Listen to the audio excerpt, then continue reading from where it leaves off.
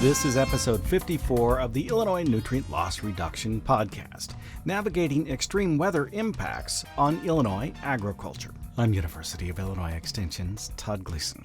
Today, we'll take up the changing climate and the larger events that are happening around the Midwest as it relates to row crop production and how producers and others may mitigate them. We'll start with that changing climate with Trent Ford. He's the state climatologist at the Illinois State Water Survey.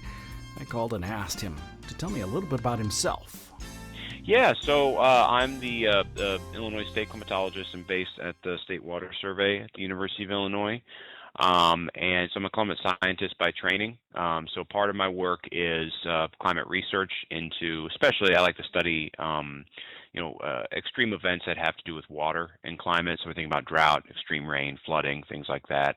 And then there are different impacts, as well as I study the impacts of changes in our climate. And when I say impacts, I really mean kind of sectoral impacts in Illinois. So things to agriculture, but also water resources, industry, things like that.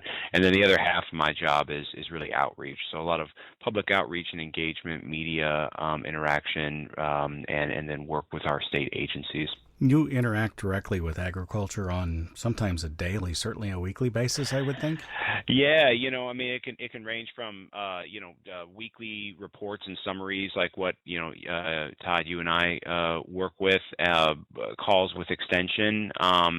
But it also can be things like creating climate reports and information for Illinois Department of Ag or Illinois Farm Bureau, giving public speaking events, talking about either current events or current conditions with our weather and climate, or maybe things to look forward to with climate change. I just did two kind of back-to-back events, one in Piatt County that was put on by their Farm Bureau, and then yesterday the SIU Ag Day down in Belleville. So that's working directly with farmers. And so, yeah, I like you mentioned, on a day-to-day basis sometimes, but certainly on a weekly basis, keeping in touch with the ag community, ag researchers, and extension all over the state. Longer term, do you expect more volatility within the weather patterns?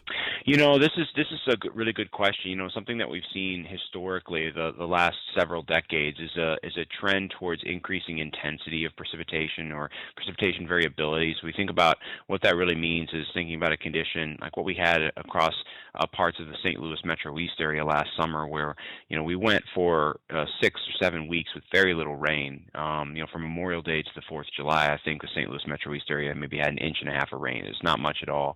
And then they get 10 inches of rain in 12 hours, and then it's dry again. Right? So you add it all up for the course of the summer, and St. Louis had its 6th wettest summer on record last year. But it's not the same kind of precipitation regime that we're sort of used to with more gentle rains, and it's certainly not ideal when we're thinking about cropping systems, where we stress the crop with a ton of, or with dry conditions, and then we dump a bunch of rain on it. Most of it runs off, carries with it some nutrients and topsoil, and then the water's not there. So, to your question more directly, do we expect those kind of trends towards that increasing intensity to continue? It's a tough question because models, our climate models on which we base the projections of what to expect for the future are a bit uncertain with that. They do project increases in precipitation intensity, so an increase in more of those extreme types of rainfall events where we're getting several inches of rain in just a handful of hours. But the kind of mechanisms that create those really intense rainfall events are hard for the models to pick up. So I always like to say, there's nothing indicating that we're going to shift away from this kind of trend of increasing intensity, but the degree to which precipitation intensity changes between now and, let's say, 2050 or 2080 is still a bit uncertain. Is there, in those same models, longer dry spells in between the large rainfalls? And I'm not talking about drought. Well, maybe I am talking about drought type of dry spells. But just the length of time gives you a flash drought and then suddenly a flash flood. Yeah, it's a good question. They do show longer periods of dryness, especially in the summertime in between wet conditions. And so, when you look at projections of summer rainfall, a lot of people make a big deal about the fact that when you take a bunch of models and average them together, it looks like summer is drying slightly in the Midwest and throughout this century. But those absolute changes in summer precipitation are on the order of 2 to 5% either way, give or take, positive or negative, which really means nothing. It's really more the characteristics of the summer rainfall that matter. And so, like you said, if you have the same amount of rainfall as we've been getting, let's say between 12 and 15 inches of rain in the summertime across the state, but you're getting those in a handful of very intense events that are separated by prolonged dry spells, depending on the level at which your soil can take that water in and the timing of those dry spells.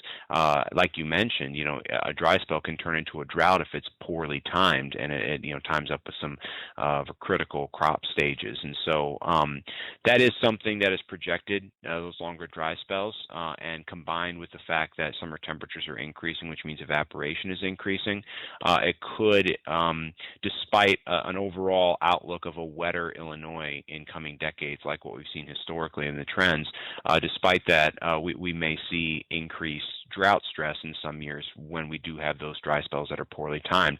All of this to say that the management for not prolonged drought. We don't want to think about the 1950s. That's something that's likely not going to be happening as often, where we have multiple years of drought, but kind of these short-term droughts that maybe last a month or 2 months, and then are kind of interspersed with big rain events.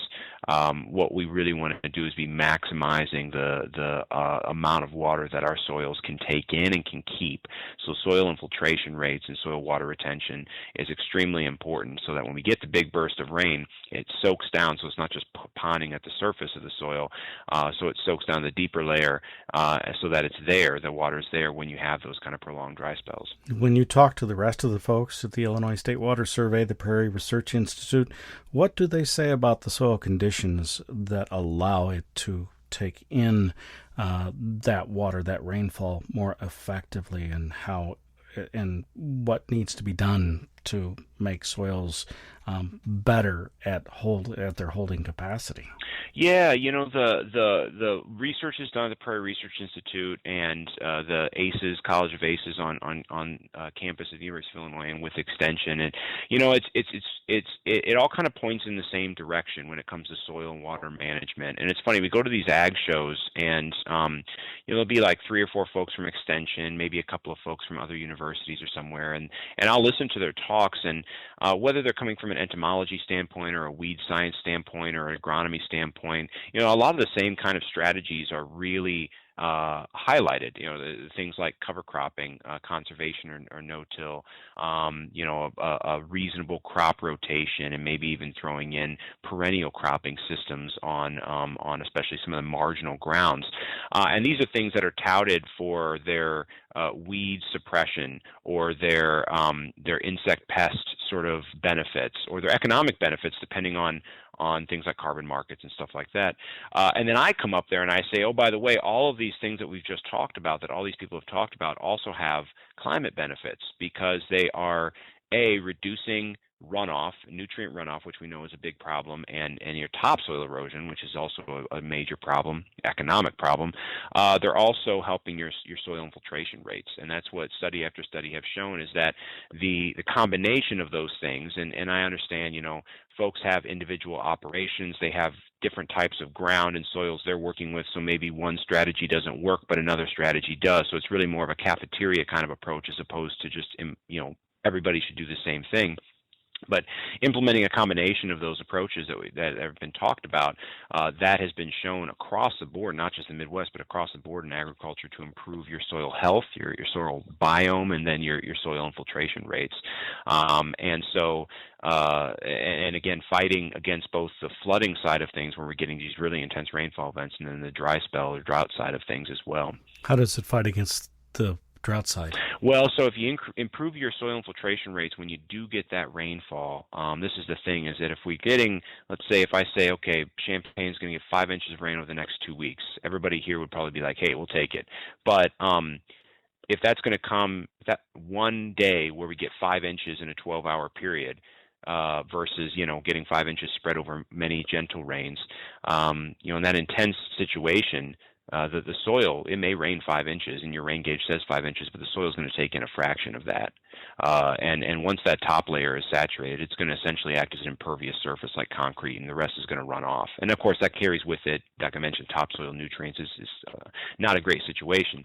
But the higher the soil infiltration rates, the lower the runoff is going to be, the higher the infiltration is going to be. And so instead of netting, let's say, just hypothetically a half inch or 3/4 of an inch of that 5-inch rain, maybe you're capturing 1.5 inches or 2 inches. And that water is in the soil, which means that if we get 5 inches tomorrow and then we go 2 weeks without any rain, you still got water in the soil.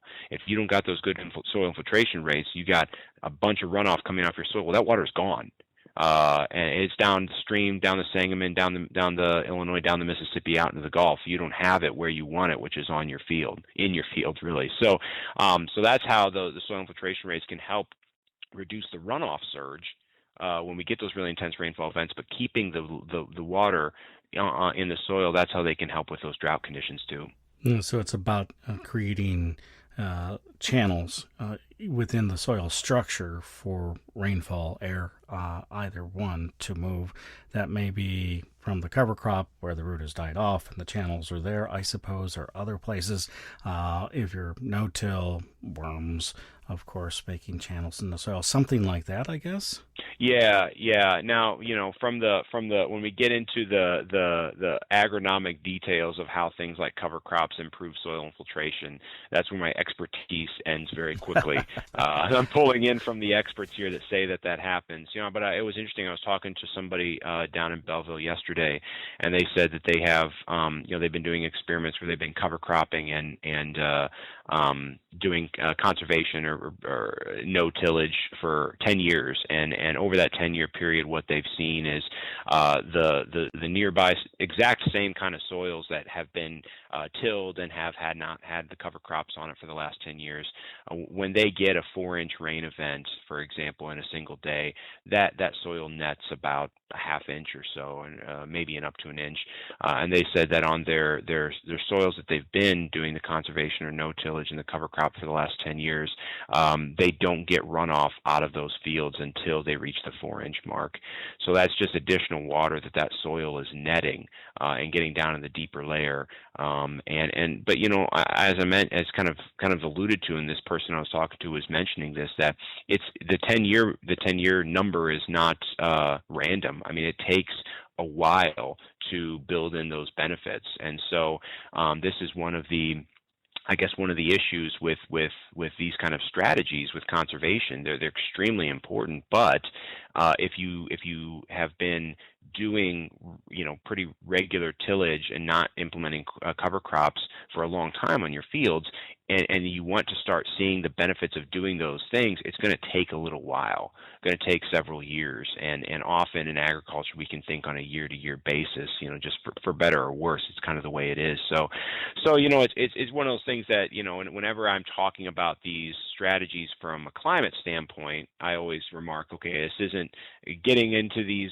is not my expertise. I just want to make the point that the real experts are saying these have climate benefits, but also these are long-term kind of solutions.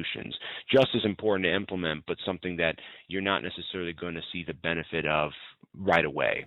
So I suppose your advice to farmers is to be proactive and think long-term. Yeah, exactly. And that's the thing, being proactive, thinking long term, and that's what climate change is about. I mean, if we're only thinking on year-to-year timescales, well, the year-to-year variability of weather is going to dominate that. So, for example, I'm telling you Illinois is getting wetter, and we had a really significant drought between April and June. Well, that's weather variability. That's climate variability. But when we get beyond that year-to-year thinking, we start thinking decade to decade, the longer term, when we start wanting to talk about long-term productivity, that's when these kind of trends really come in to be important. And so what we don't want to do is think year-to-year for the next 20 years, get ourselves up to 2050, and then say, well, I'm seeing losses every single year because I haven't planned ahead to mitigate these kind of changes in our precipitation characteristics to be more intense and more frequent dry spells, things like that. That was Trent Ford. He is the state climatologist at the Illinois State Water Survey, located on the Urbana-Champaign campus of the University of Illinois within the Prairie Research Institute. We were talking about those larger, more intense rainfall events and the impacts they have on soil erosion, compaction, all kinds of other things related to crop production. He mentioned that the College of ACES, the Agricultural, Consumer, and Environmental Sciences, and University of Illinois Extension have also been doing a great deal of research in this area. Connor Sybil was a student not long ago, and he works for ACES now in crop sciences. He's been looking at these heavy rainfall events and their impacts. This is it's been a great project. First year we're doing with this. It's actually being a grant with the USDA, led by and initiated Dr. Estegumbi. So it's a collaboration project. So he kind of helped get the group together, as well as Dr. Angela Kent and Dr. Fred Bilo and myself. So we've got 4 of us working on this project from many different angles, really focused on understanding some of these extreme climate events and what that can mean for our crops moving forward after these events pass through. What kinds of outcomes are you hoping to obtain from the research? What kind of data are you hoping to collect? Yeah, so one of the things that I love about this collaboration is we have 3 very different disciplines coming at it. You know, Dr. Gumbi's background in entomology and plant defense metabolites. It's an understanding of, I'll give a little background here. The study, we're more or less inducing 6-7 days of pure soil saturation, near flooding conditions. Not enough to kill the crop off, but certainly stress the crop. And so when that crop is stressed after we get a heavy rain event or multiple rain events in a couple days in a row, what is the plant changing and is expressed in to react and respond to that? So that's kind of the first approach. What's going on inside the plant from the metabolite perspective. Dr. Kent's work is really fun with this as well, because what's going on below ground, right? So the soil, the microbiome, just like plants respond to these extreme climate events, so do the microbes in our soil. And so better understanding of what happens to the microbes before or after flooding events, especially the recovery, both in the plants and in the soil. How fast do plants or microbes recover after a flooding event? Which microbes recover is a big interest. Is it the beneficials that come back faster, or maybe the pathogen microbes in our soils? Do they kind of get a comeback after a flooding event? So just trying to understand some bigger picture from there. But then from the farmer perspective, you got a crop that's been saturated, nitrogen deficient now, and you have to ask yourself a question: do you put out rescue nitrogen or not? That's the agronomy side that we're looking at it from. And if so, how much nitrogen could you apply? So that, when I think about the outcomes, it's just a better understanding of how the crop and soil reacts to these events. And then is there a way to recover, still get an economic yield advantage out of those crops after they experience that event? Those are the main objectives that we're working on. For those of you listening that would like to hear more about Dr. Ingumbi's research, she was at a field day on Wednesday, the 19th day of July, and you can look up the closing market report for that date in the Closing Market Report podcast. I do want to get one final note from you about some of this research. What advice do you have for other farmers who are trying to mitigate the impact of weather extremes? Yep. And that's the golden question, right? Especially they seem so much more unpredictable these days. The best advice I have is just be patient, watch, observe, and don't always give up on that crop too early. I think last year, 22, was a great example. It was dry early in the year, kind of like we're experiencing this season. But then grain fill period was perfect conditions, cool nights in August, and our kernel weights went through the roof, and we actually had phenomenal yields at the end.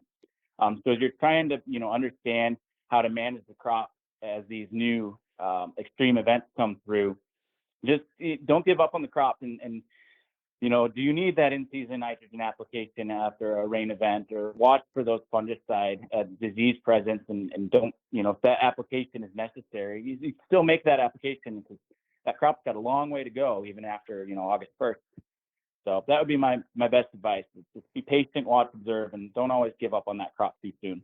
Connor Sybil is a crop scientist in the College of Agricultural, Consumer, and Environmental Sciences. He's been working through thinking about and researching climate change and the larger rainfall events that have been coming along with it, and what kinds of conservation practices farmers might continue to use and develop to mitigate some of the impacts of extreme weather conditions. I also spoke for this podcast with John Zumwalt. He's a farmer from Sheldon, Illinois, in Iroquois County, and asked him to tell me about what he's already been up to as it relates to mitigation of water flow. Well, we continue to expand our waterway network, and also we're, of course, have adopted no-till, and so that limits the amount of runoff, and it's all been pretty productive, and it seems like that the rains we're getting are fewer, but they're heavier now. And so I think we need to think in terms of preparing for 4-inch rains and things, and and maybe installing more tile to handle some of those.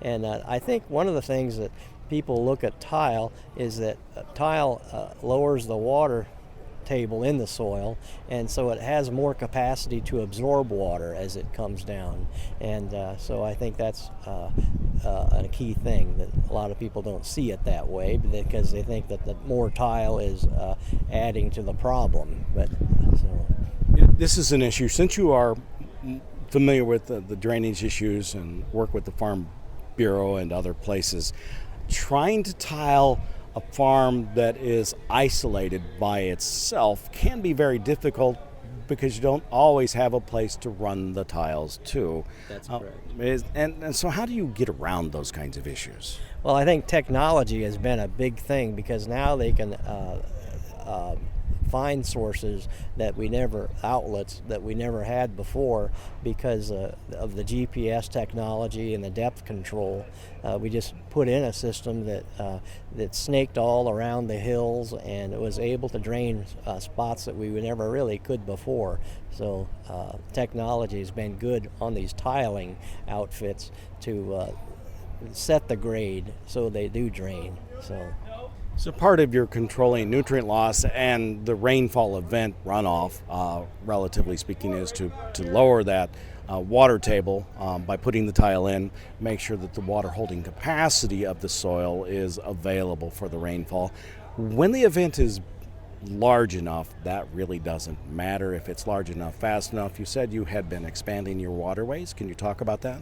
Yeah, we're trying to develop a little bit more, and then see, going out when it is raining to see what direction the water is going and where we could expand, and it's kind of letting the water decide where it wants to go, and then working in that direction to try to. Do you have advice for producers going forward related to these larger rainfall events and how they should think about them and manage them on their properties? I think we need to develop some areas where there could be some flooding and some pockets where that are non-crop growing, the best crop growing areas, that they could hold some water for a short period of time, and maybe get some funding from the NRCS to maybe have some small ponds, to sort of hold some of this water back from the rivers and things. We're kind of working with the Kankakee River and the Iroquois River to try to develop some funding like Indiana has been doing. They are developing stream bank work, and then also trying to develop areas that could be flooded and do flood, and just to take them out of production for partially, or maybe just cut them for hay, And so I think that might be the secret to, on these big rain events, to try to hold some of that water back. That was John Zumwalt. He's a farmer near Sheldon in Iroquois County, Illinois. We spoke with him for this Nutrient Loss Reduction podcast, episode number 54, Navigating Extreme Weather Impacts on Agriculture. Of course, our program was produced in conjunction with Illinois Extension Watershed Outreach Associates Rachel Curry and Nicole Haverback. I'm Illinois Extension's Todd Gleason.